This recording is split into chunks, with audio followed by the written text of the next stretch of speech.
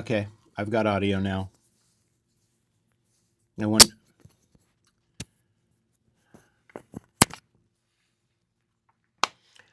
I really appreciate all of the learning that this is providing.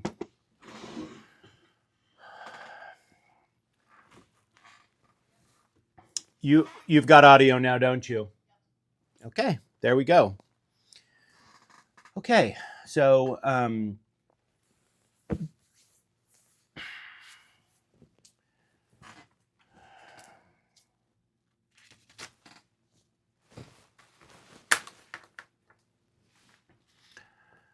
okay, so here we are on the fourth episode of my 2024 PCT hike. Where we left off, I had just spent 3 or 4 full days back at home, a few hours from the trail. And the decision I had to make was like, well, where am I going to go back in? And all of these decisions get really delicate. This early in the trail, you know, um, maybe it's an easier decision early on trail. I had continuous footsteps um, from the Mexican border up to where the Bishop Pass trailhead left the PCT. So my choice was to come back over the Bishop Pass trailhead and then move north from there, and then I would continue my continuous footpath um, uh, hike. And that matters a little bit to me, not a lot. I found out that it mattered more to me than I was kind of expecting. When I was leaving the trail to just go home with the kids for a few days, I was kind of expecting to go back in another at another trailhead, maybe at Mammoth or something like that, because I had the South San Joaquin bridge out problem to deal with, and the Muir Pass is a real slog. It's super beautiful, but it's a real slog. I had already been through this entire section twice in my life before, so there wasn't going to be anything about it that was new to me or anything. And so I had a little bit of a thought process with it. And, it was a great decision. I went back in at Bishop Pass, picked up where I had left off, and that provided me with my second favorite day on the trip, which was you can see the graphic that's up on the screen right now is of it's a rough drawing by Andrew Skirka, who is a backcountry guide. He leads all kinds of fantastic trips. You could find him just by looking up Andrew Skirka online, and you'd find his website real easily. He's a wealth of information, and he had put this map together called Over the Top, but he had personally never done it, but he had heard of the problem that PCT hikers were facing of getting across the South Fork of the San Joaquin, and there were about five or six different ways of going about getting around the bridge problem. If my boys were with me, we certainly would have just crossed the river,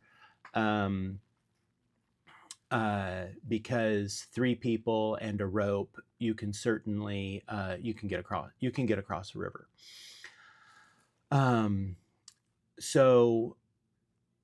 But my boys weren't with me anymore, and I was now alone on the trip in the high Sierras, which will make me a more conservative person. And So this is the route that I chose to do. Many people went out the Bishop Pass and then came back in the Paiute Pass, but you know, all the decisions are really delicate. And ultimately, I didn't want to do a high Sierra Pass that I had never done before in the snow by myself. I didn't know how many people were going to be traveling, and I didn't know how many people had done it. I didn't know that that was a wonderful option for many people. I didn't realize that. I didn't know how many people were doing it. And so anyway, I took this over the top route, and you can see how on the map there it takes off out of the Evolution Creek drainage, and then is gonna Evolution Creek, you can see by the map there, joins the South San Joaquin in just a little bit of time. And what the PCT does is it goes across Evolution Valley and then crosses the San Joaquin. And so then you end up on the south side of the San Joaquin for a really short amount of time. And then you go across a bridge, and then you're back on the north side of the I might have that reversed. I think you're on the north side of the San Joaquin. It doesn't matter. Yeah, I think you're on the north side of the San Joaquin for a little bit, and then you cross back over to the south side of the San Joaquin. It doesn't matter. I need to get over that. So anyway, I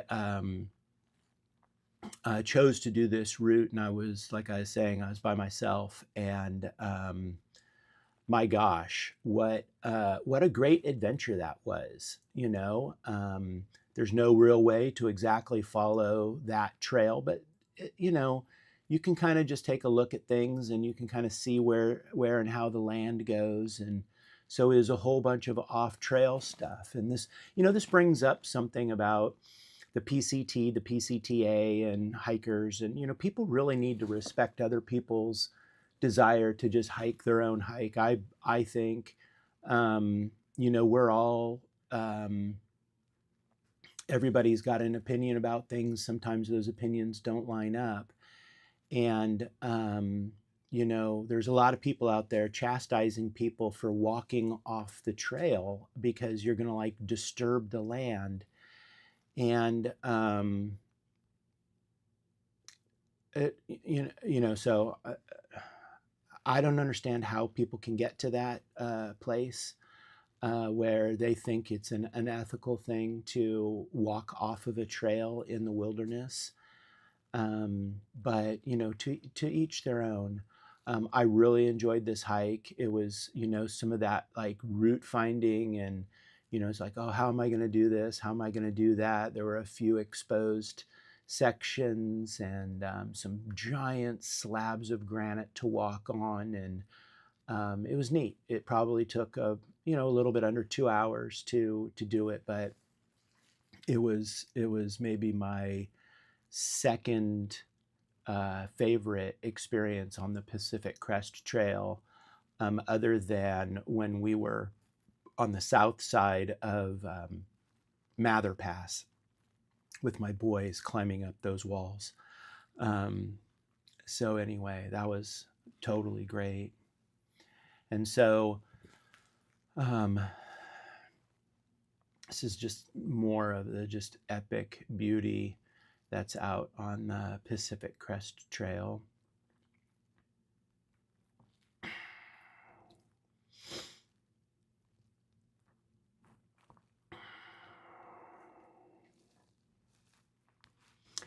This must be the day that I went back up and over Bishop Pass, because that's a kind of messed up bridge down low on the trail. So this is the Bishop Pass Trail, because that's that bridge on the that you go across on the Bishop Pass.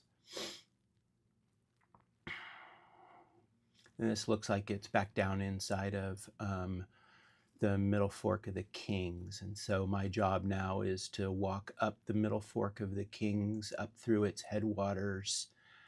And then I think you go off through Palisade Creek drainage, I'm not sure, up into up to Mirror Pass. Yeah, There's the Muir Hut here. And I started really, really nice and early this morning. Met a guy named Postcard in the hut, and had a brief sit down and stuff in there. That was really a really neat experience. I wonder why they cemented up this chimney. You would think that they would leave something like that, but you know, you probably end up with vandals or something like that tearing up things and burning wood that that I don't know uh, what it would be, but for whatever reason they needed to do that.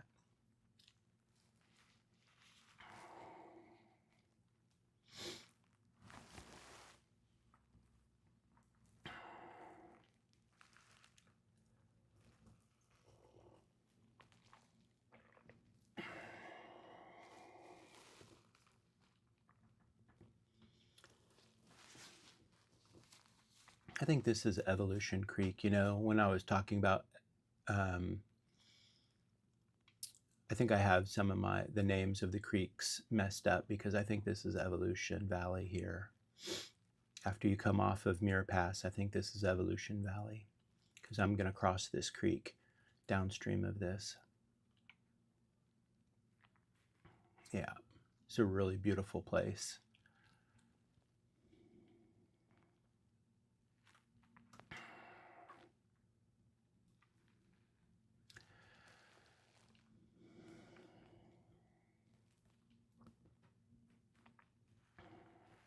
It's always nice to walk along these raging creeks, and you just imagine being in a kayak in these things. I mean, classic big rapids, really beautiful.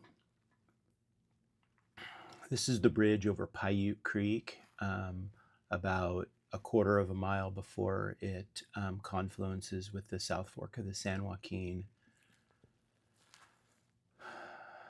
That's the view downstream from that bridge. Romp, Stomp, and Whitewater.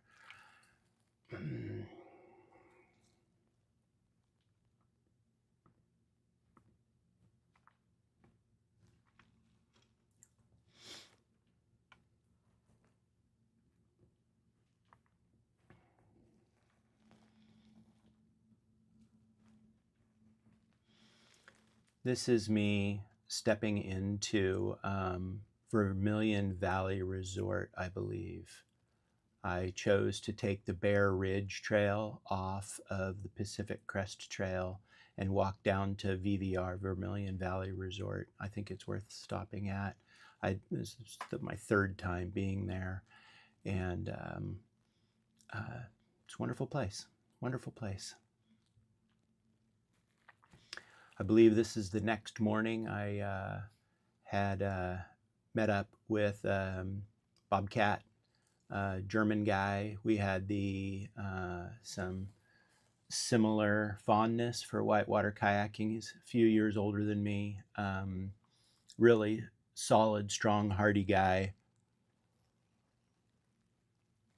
So we got to talk about kayaking. We both started kayaking about the same time in the late 80s, and have been, both of us have been really avid paddlers. Me here in the United States, and then him all over Europe. And so we had hours of conversation about that subject matter. And so here's another one of those snow crocus. I believe this is us walking out of VVR, and what we chose to do was to take a blue blaze. So in the East Coast vernacular, like white blazes demarcate the Appalachian Trail, and the blue blazes are like these side quest trails, or they'll take you into town or something like that. And on the PCT, there are blue blazes on the Far Out app, and they're just alternate ways of doing things. And so I had been over, I think it's either Silver or Selden Pass coming out of VVR. I'd done that a number of times. So there's this other pass. I can't remember its name right now, but Bobcat and I chose to leave pretty early in the morning, and we're taking this Blue Blaze, and then we're going to link back up with the PCT in 12 miles or so. And that was a good thing to do. Beautiful pass. I mean, they're all beautiful. So yeah, so this is just one of the beautiful meadows on that afternoon. Well, morning actually. Yeah. So this is Bobcat sliding down. So we've come over the top, and we're just working our way down. So this is Bobcat sending it down this slope, and you know, these things don't look very steep, but man, he was going really fast. And I had had enough of this butt bouncing, and so I walked down the rocks over on what would be his left. So adventuresome, great dude. I'm sure, you know, you make plans out on the PCT. He really wants to come boating in California. I told him if he shows up, I got all the gear for him and stuff. So he's welcome to show up. We've got each other's numbers. That would be a good time. So we're down a little bit off the pass here, and let me see where this goes. Yeah, let me see here. Okay, so just after this photograph was taken, not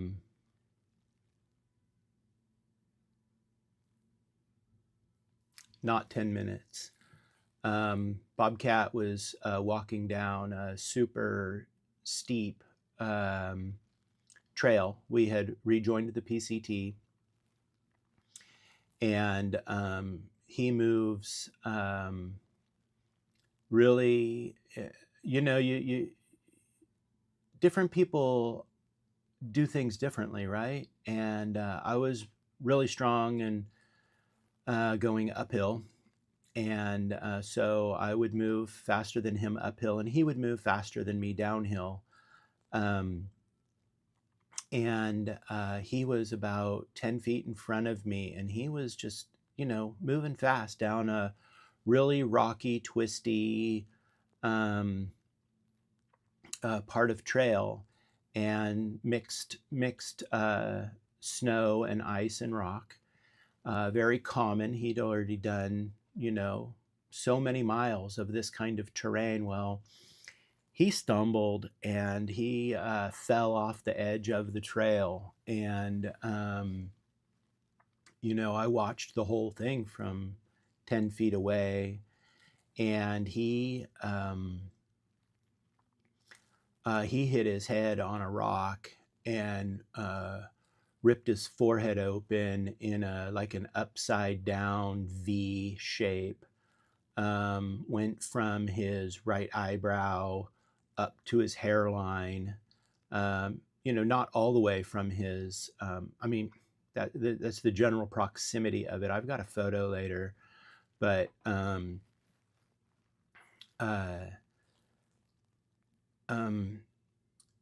you know, it went all the way up to his hairline, into his hairline by like a half of an inch or so, and split up towards the top of his head, and then it stretched down towards his other eyebrow, maybe an inch or an inch and a half. So he had himself, like, let's call it overall, like, let's just say 3 inches, but it swole up, you know. And I'm like, I yelled at him, I'm like, hey, did you hit your head on that rock?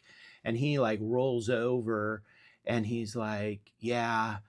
And I was really grateful that he frickin' answered me, because he hit it so hard, and he's just gushing blood, you know.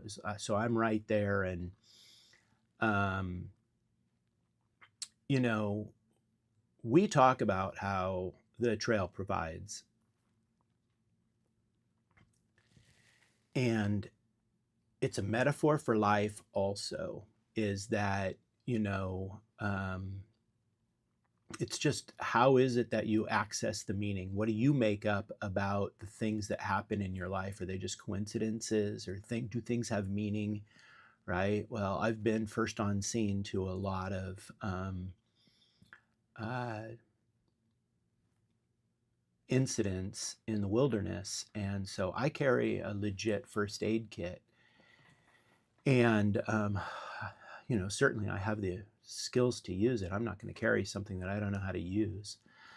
And what's amazing is that I had been looking at these, like, this suture material, this adhesive suture material. I don't remember the name of it, but you can do a search online on Amazon, and they sell them, but they're $30 or $40 a piece. And they're these adhesive sutures. They're really, really incredible. They're like, they're like steri strips on steroids. They're absolutely incredible. And I wouldn't know how to describe them, but they are what you want if you've got a big laceration and you need to close a wound. And so anyway, I've caught quite a bit of flack for carrying a first aid kit. It's very interesting to me. But anyway, I carry one, and Bobcat and I had only met like 2 days before this, and we totally hit it off, and we're having a good time together. So we spent a couple evenings together. We hung out at VVR together, had a couple beers together with all the other hikers. Well, anyway, Bobcat's laying on the ground. We get him situated. I start checking vitals, pupil dilation, symmetry, these kinds of things, checking for concussion and stuff like that, to just make sure, do the best I can. There's not a lot you can do, but there are some things you can do. You can be smart about some things. And,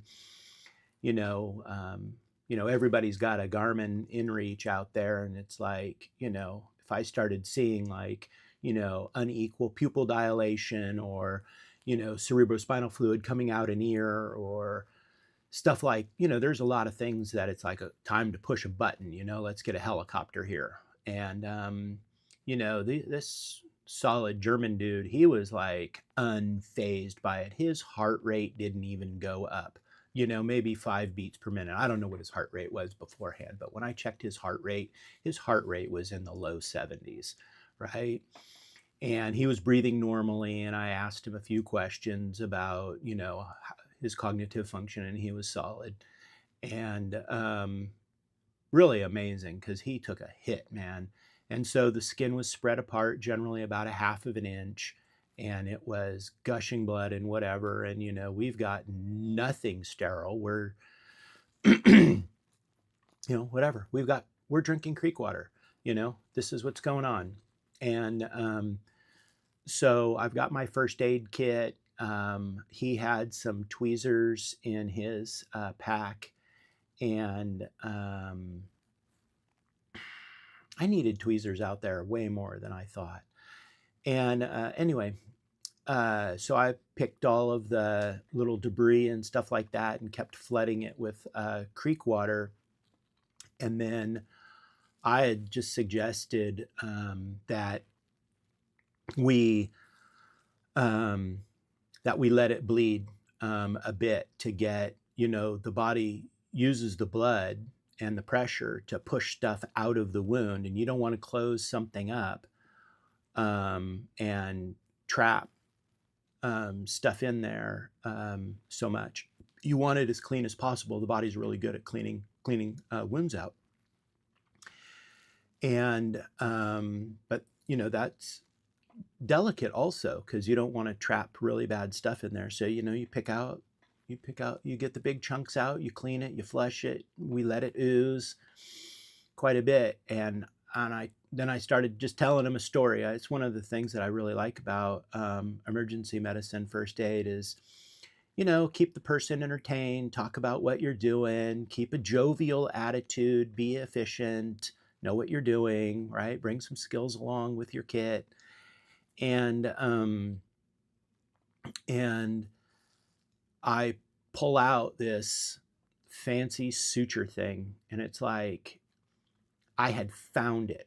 I found it in a hiker box in Idlewild, and I knew exactly what it was. And I was telling stories about Hoot Owl and Summit. Well, Naomi and I in Hoot Owl and Summit, we were going through this box at the at a wherever we were in Idlewild, and we saw somebody had discarded a package of these things.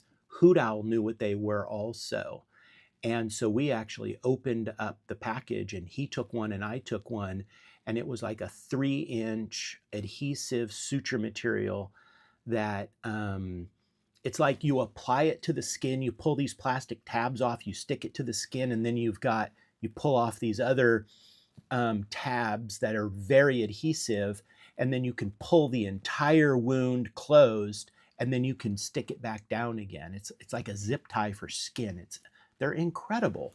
I know I'm going on and on about this, but my future self is going to want to hear the details. And so we get him all stabilized, and I'm doing this stuff, and this one guy walked into this scene where this guy's gushing blood, and he almost got sick. He's like, oh my God, do you even know what you're doing? And I'm certainly not going to say, no, I've never used this before, but I've wanted to test it out, which is what was going on inside of my head.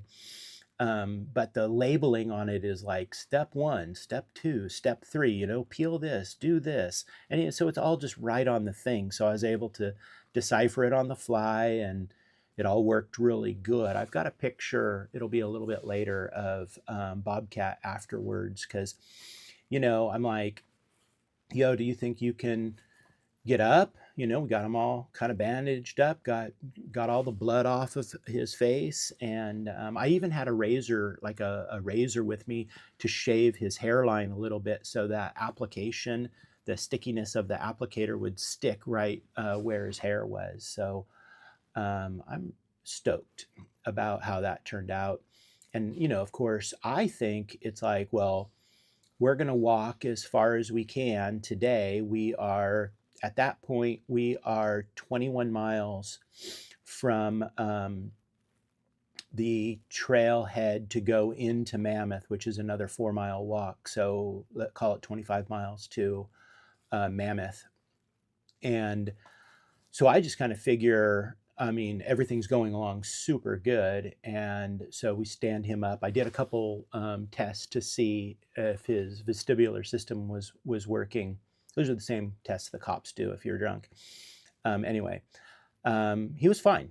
He literally was fine. He smashed his face. He took the hit, just exactly the way that you would expect a frickin' 60-year-old German dude to take it. He just took the hit.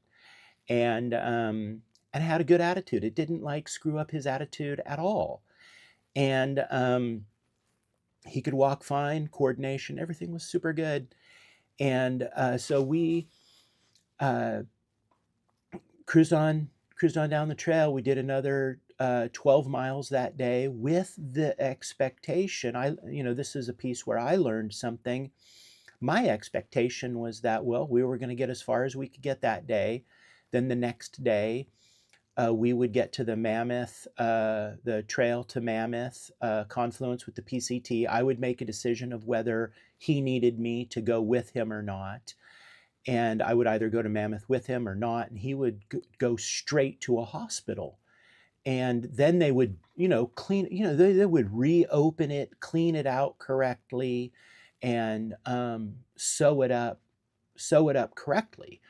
And but I gotta say, after I had it applied the suture material and gotten everything kind of cleaned up and stuff like that, I took this one last glance at it, and other than about a 1/2-inch area that was maybe a millimeter separated, the entire cut was totally approximated and obviously being held in position really well. and part of me was like, man, I wonder what this would turn out like if they don't do anything, if they just take a look at it and they go, oh, this is fine, you know.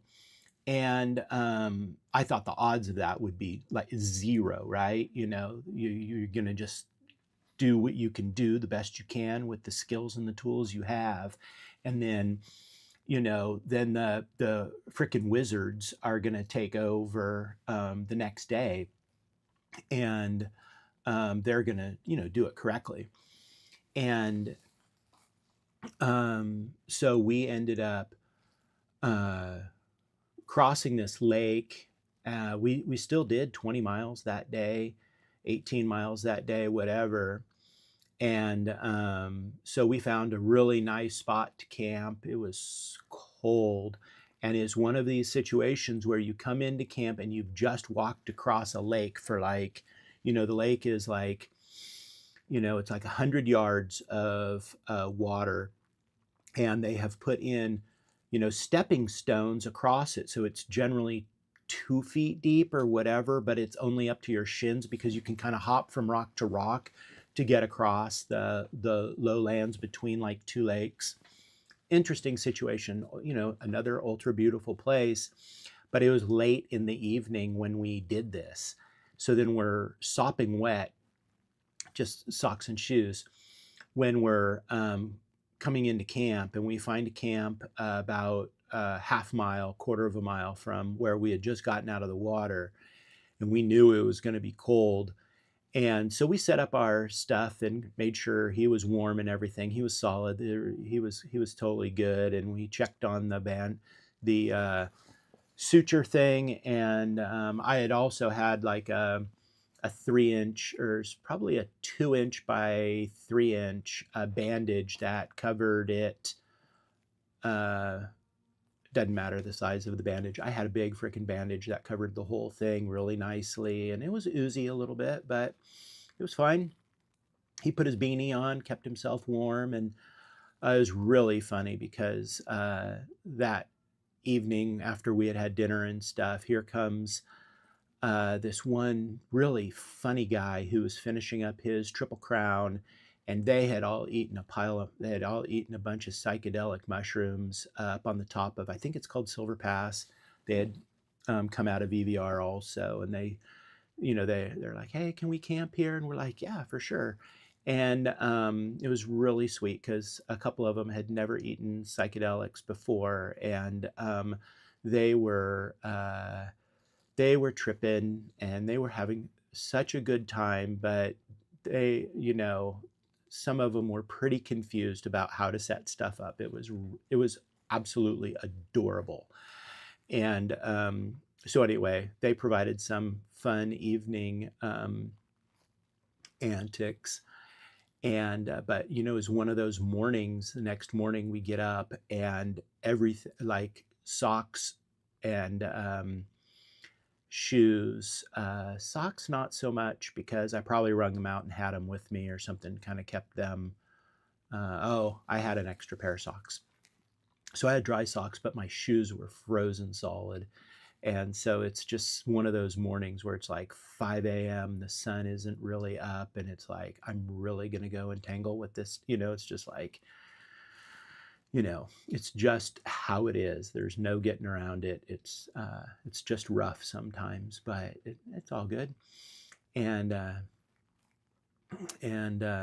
so anyway, we trudged off and we did another 8 or 11 miles, whatever it was, to the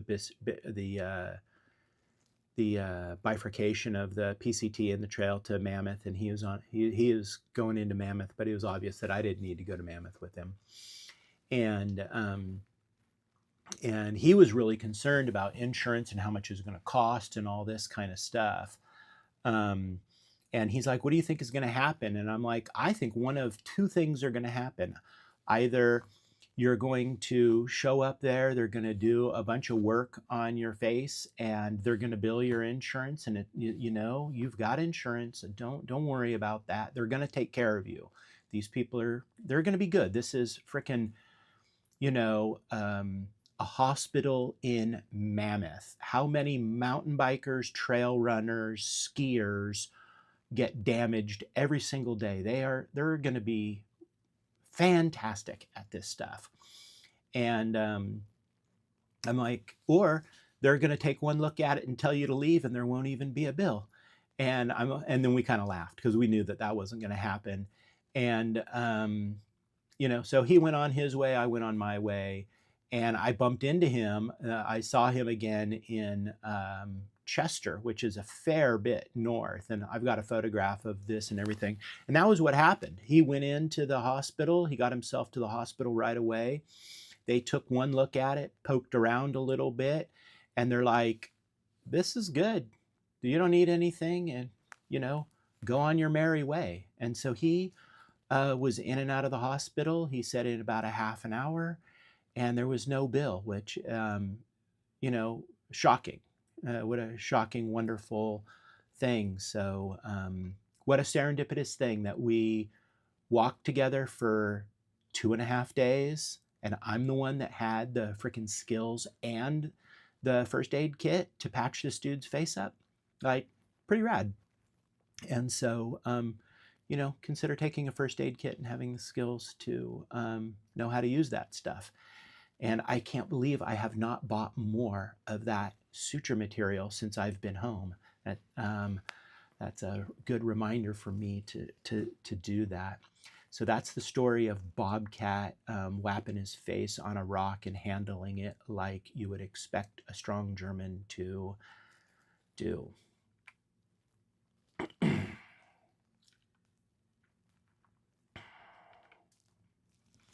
This was the bridge that was out across the middle fork of the San Joaquin. And so I stayed real close to this bridge that night. And it was funny because this, I think her name was like Speedy or something like that, super fast. I remember her being pretty small, strong, all the women out there are freaking strong. And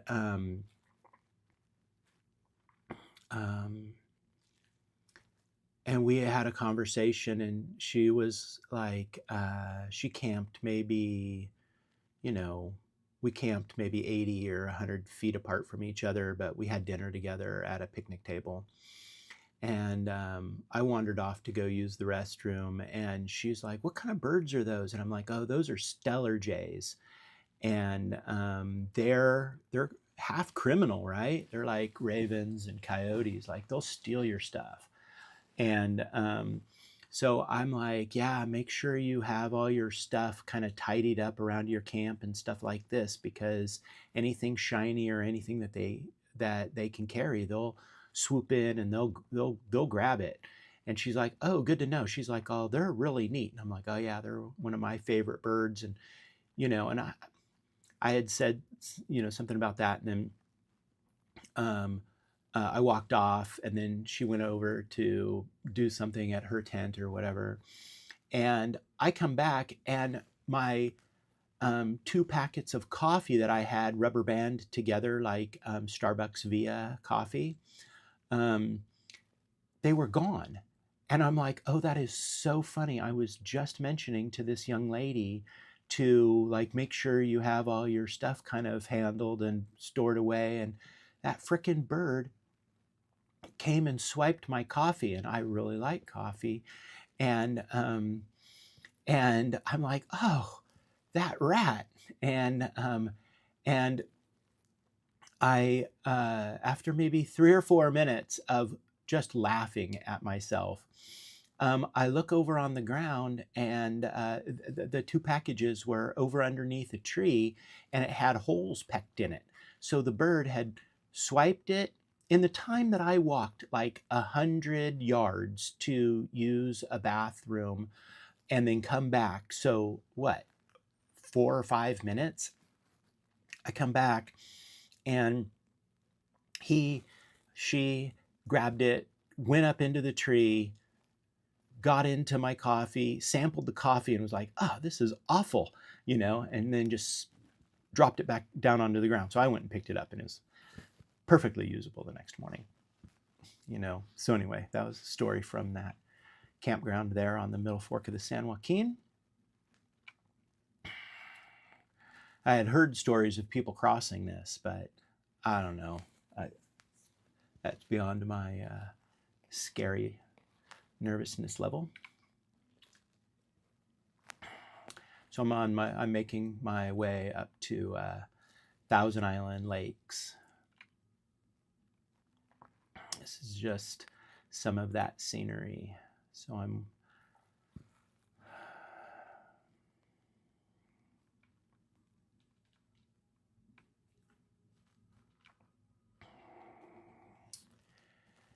and I had my lunch here, and this was, I think, the first time, no, it was the second or third time where it was just like I ate a little bit of food and just kind of lay on the rocks, and it's like I fell asleep for a few hours. It was glorious.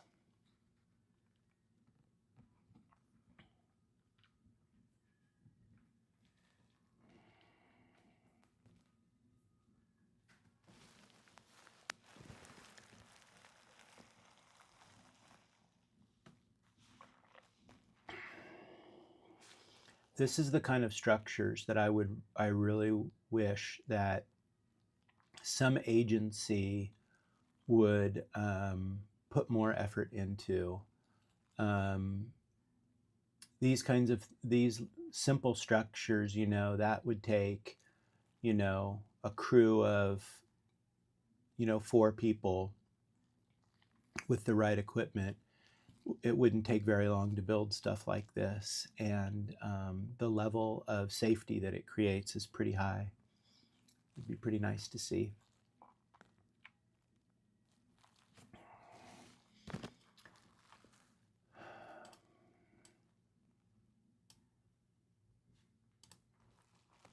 This is one place that I really struggled with getting my tent set up because it was all just rock.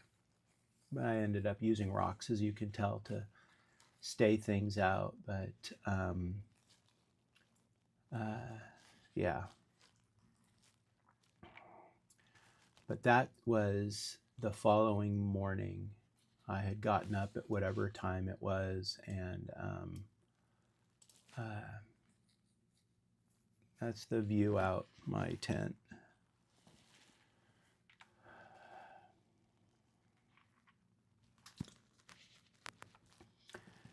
This is, it's unfortunate. Later on in the trip, I start taking notes on the pictures themselves of the names of the people that I'm meeting. This is a couple folks. The one guy, I think he's from Australia. I don't remember his name, but just solid people out doing the thing. So this is the trail walking down into Tuolumne Meadows.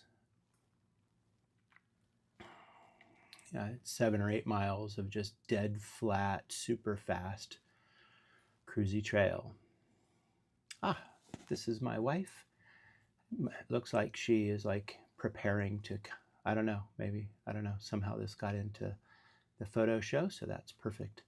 That's perfect. I'll bet she just snapped a photo and had that on her phone. I integrated her pictures, the kids' pictures, and my pictures all together and then organized them by time. So that's how that would get in there. This is coming out of Tuolumne Meadows on some of these just giant slabs of rock. That was a wonderful section of trail coming out of Tuolumne Meadows. And moving, continuing on north. It's really flat and really stunning river that you walk along. This is the Tuolumne River. Gosh, yeah, see, same thing. It's like I just can't remember their names. You know, you just meet so many wonderful people out there, and you chat with them and walk with them for 2 hours or 6 hours, whatever it happens to be. But one of you is going a little bit further than the other, and so then, hey, have a good rest of your trip, whatever. And sometimes you see them again, and sometimes you don't.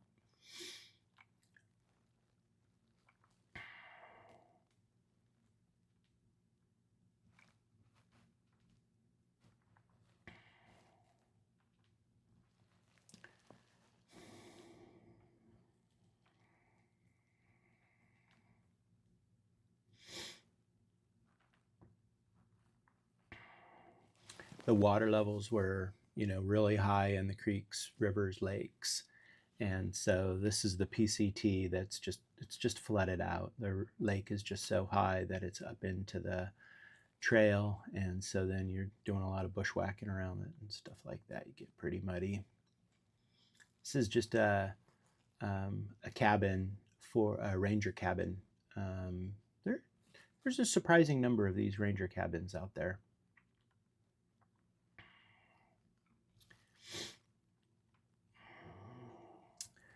So this was another one of my just most special memories.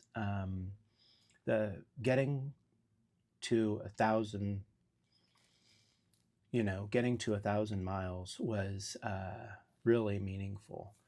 I don't really know. I had spent a lot of time by myself, and I was just listening to what I think is good music, and just stomping along, and just super fit body and just clicking right along. I don't know why that made such a big difference to me, but it sure did. I really appreciate the people taking the time to make these little trail markers, stuff like that.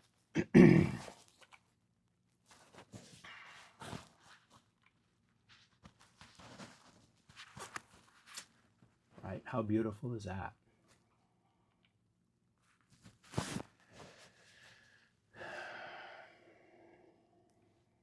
I think this is Carson Pass.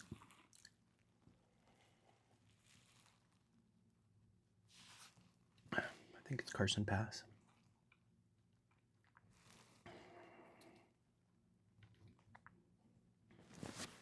Maybe not. Hard to tell. You walk out this ridge forever and a day. You just think it's going to end. It just doesn't. You just walk on this ridge, walk across snow fields. Oh, I think that was Sonora Pass. Yeah.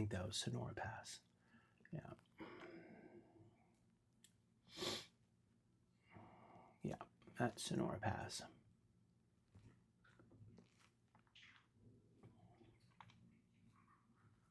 I'm going to end up walking right through all of that, and then you'll be able to see the trail in a minute. Yeah, so now I'm out right at the base of those steep sections, and I'm going to go right through that slot, right between those two rocky outcroppings. The trail goes right through the middle of that. It's really spectacular. Now you can see the trail even better. Really stunning landscape. It's like you're on a different planet, and it's so amazing how the Pacific Crest Trail, just as it goes through its different sections, just how strikingly different all of the terrain is. It's just so stunning. The different kinds of rock, really, really stunning stuff. This is me running into Ranger again. I hadn't seen him and his crew since the boys and I had helped him get across that raging river like 2 weeks before, or whatever, however many days that was, 10 days, 2 weeks. I like flowers, obviously.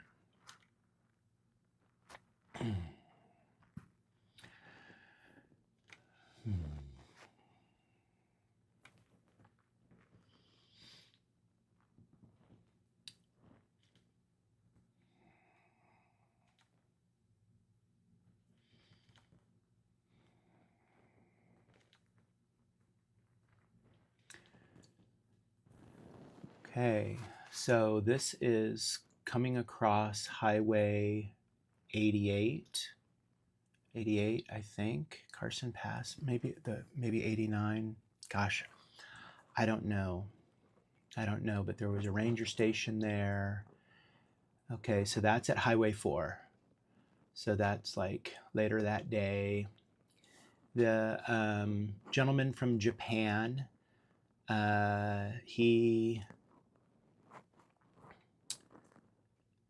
he had a trail name, but it got renamed. He got renamed like Snakebite because I think the story goes that he was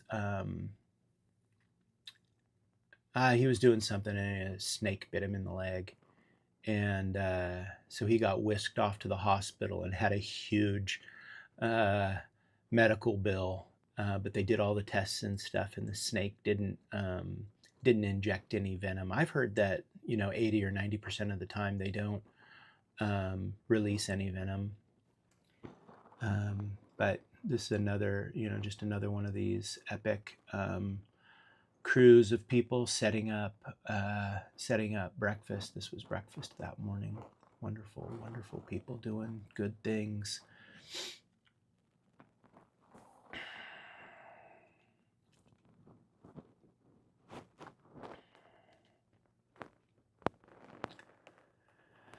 In 2020, my wife fell down that slit.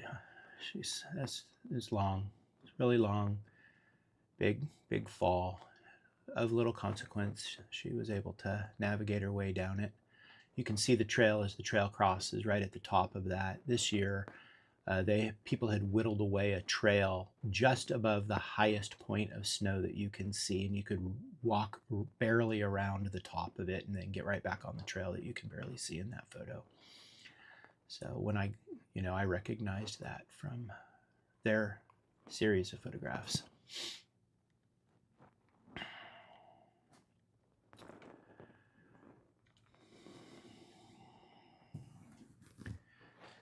This is a field of flowers, even though it doesn't look like a field of flowers, but they're yellow. They're yellow flowers and purple flowers, and they just go, it's just acres and acres in all directions. Super beautiful. This is a marmot. I maybe had spent a little bit too much time by myself or something, but I was literally having a conversation with this marmot. And I was making up that we were having a conversation. I was probably just some, vagabond, entertaining myself or whatever. But it was, it's such a neat mental space that you enter into after days of being alone in beauty. It's a really wonderful, wonderful space. I'm not too sure you enter that space if you have anybody with you. It's a different thing if you're alone. Yeah. Okay, so that's Bobcat, myself, and another German lady. So this is the Carson Pass ranger station. So I think that's Highway 88. It's 88 or 89. And so that's nice that we got a photograph. And that was, I guess, when I got to hear the stories and stuff like that. But I didn't get a picture of his, very healed up kind of thing. He had a hat on and stuff like that. So, yeah. Okay, so this is a sign, I think a very tacky sign. It will last a long time though, so we can appreciate it for what it is, but it's just like totally plastic. And so I have left Carson Pass and I am moving towards Echo Summit, where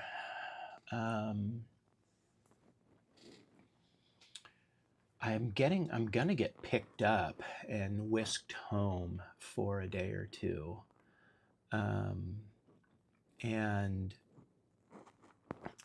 But you can see the PCT sign and the Tahoe Rim sign. So this is where the two trails come together. And I had done the Tahoe Rim Trail a couple years or a year before the PCT.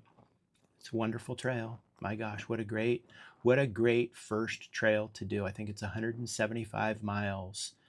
And I went in September, and I maybe saw one mosquito, which was a blessing. Yeah, some random cabin, some old cabin in a meadow.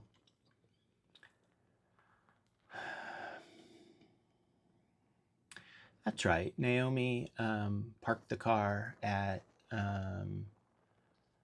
somewhere right there at Highway 50, and then she put her shoes on and she jogged out towards me. I think she made it 8 or 10 miles to where we joined up together. So this is her just getting some water. We've get to say hi to each other and mosey on back to wherever the car was.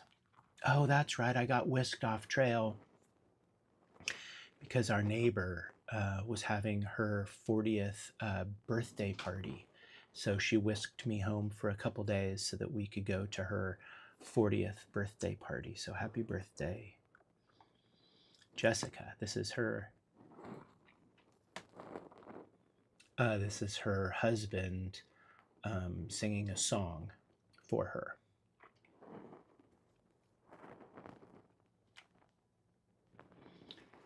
And we got to go visit the aid station, and they were shutting down their store.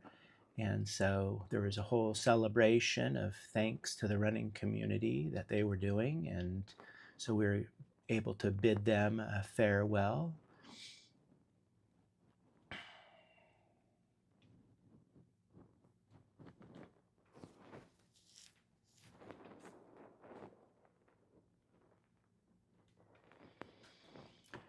This is Lake Aloha. My son Kai dropped me off at Echo Lakes. And I took off, and I didn't have a permit to be in this area. Not the case. I had a permit. I didn't have a bear can. So this was another place that you need a bear can to go through the Desolation Wilderness. Now I think that the rules have changed.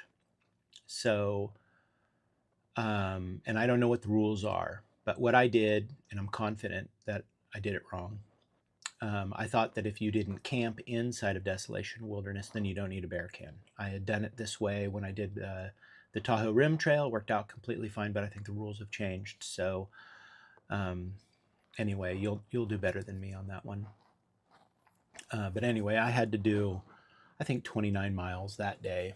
And this is just more epically good country. Desolation Wilderness is absolutely spectacular. It's not very steep, so you can make miles really easy.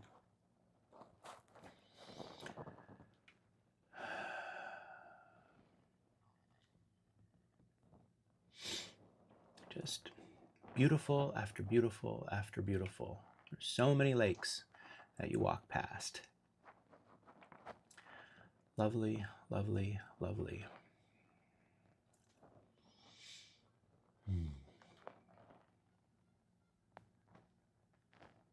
Yeah.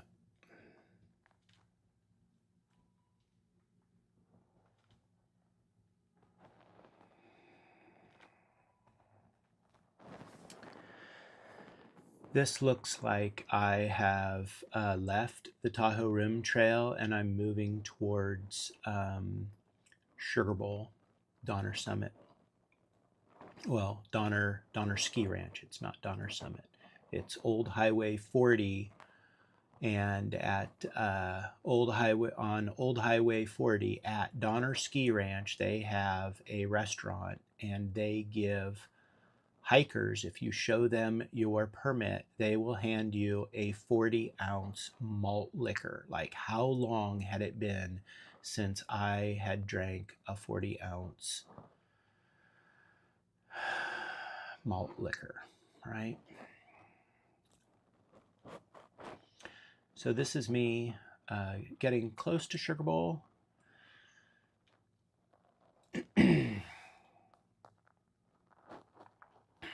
And let's see here. Do I have any photographs of it? Nope. Okay. So this would be the next morning. So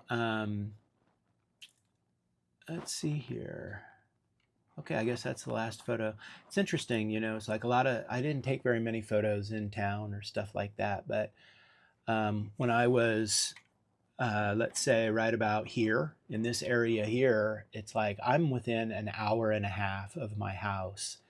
I just live down Highway 80 from where I'm going to cross, you know, we're going to cross Highway 40, and then in like 10 miles or whatever it is, we're going to cross Highway 80.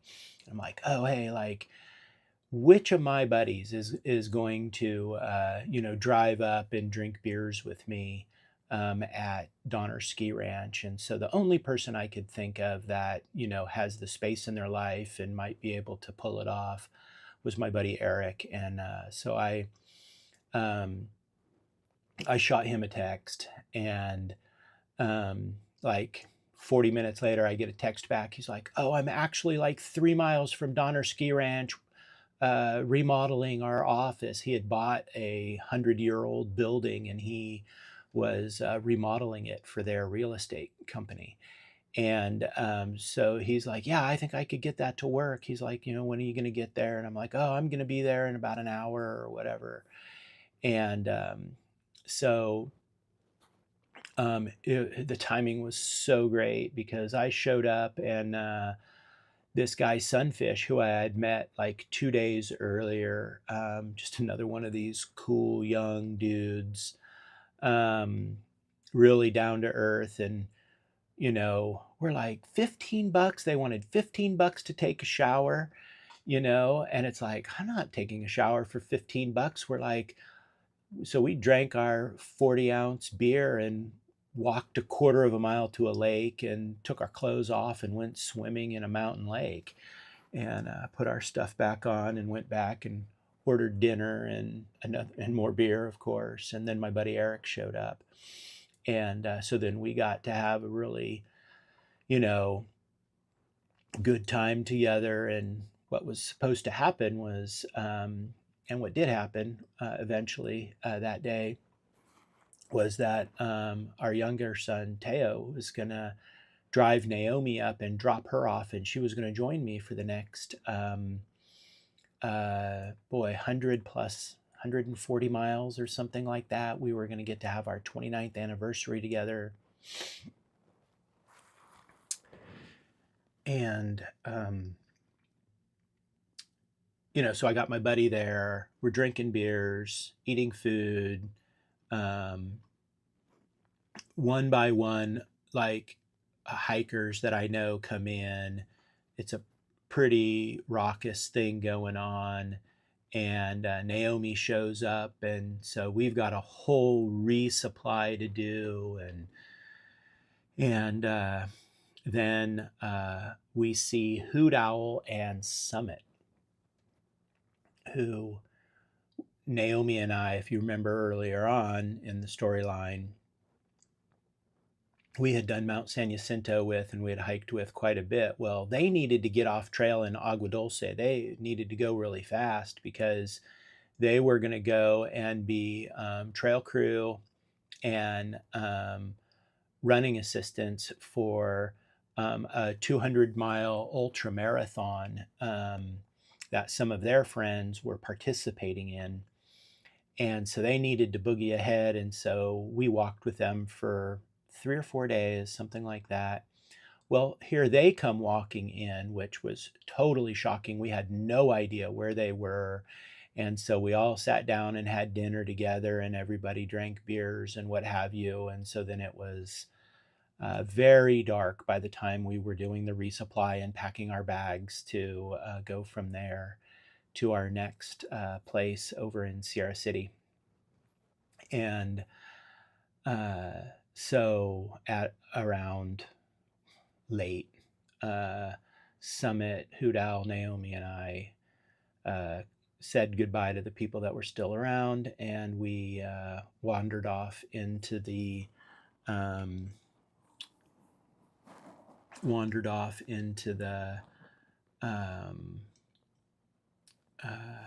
into the night. And so this is a pretty common thing for us to do as far as just like having an itinerary at the mile markers and these kinds of things, because we have this, you know, you're just trying to structure things, get an idea of things. And it's one of the biggest things that I've personally found that really messes up a trip is having an itinerary and not allowing for any flexibility in it. That can really wreck a trip. And so this is Naomi's and my first morning on trail again together for the second time. She's gonna, I don't know how many miles she did with me this second time, but this is me. Obviously, I must be making coffee because that's me. That's my bag, so that's me. And so I'm definitely making coffee. And so we'll probably leave it there, and we'll pick things up tomorrow.